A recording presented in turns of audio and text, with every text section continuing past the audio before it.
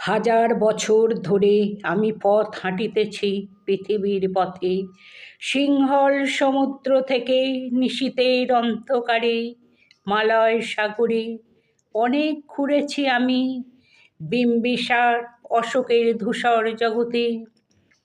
সেখানে ছিলাম আমি আরো দূর অন্ধকারে বিদর্ভ নগরে। আমি ক্লান্ত প্রাণ এক, চারিদিকে জীবনের সমুদ্র সফেন। আমারে দুদণ্ড শান্তি দিয়েছিল নাটোরের বনলতা সেন।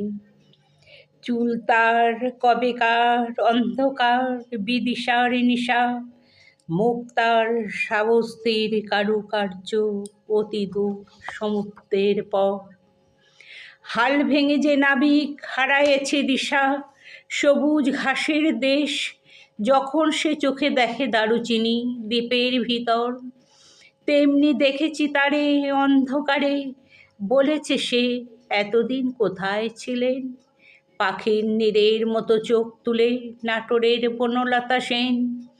সমস্ত দিনের শেষে শিশিরের সপ্তের মতন সন্ধ্যা আসে, ডানার রৌপ্যের গন্ধ মুছে ফেলেছিল পৃথিবীর সব রং নিভে গেলে পাণ্ডুলিপি করে আয়োজন। তখন গল্পের তরে জোনাকির রঙে ঝিলমিল সব পাখি ঘরে আসে, সব নদী ফুরায়, এ জীবনের সব লেনদেন। থাকে শুধু অন্ধকার, মুখোমুখি বসিবার বনলতা সেন।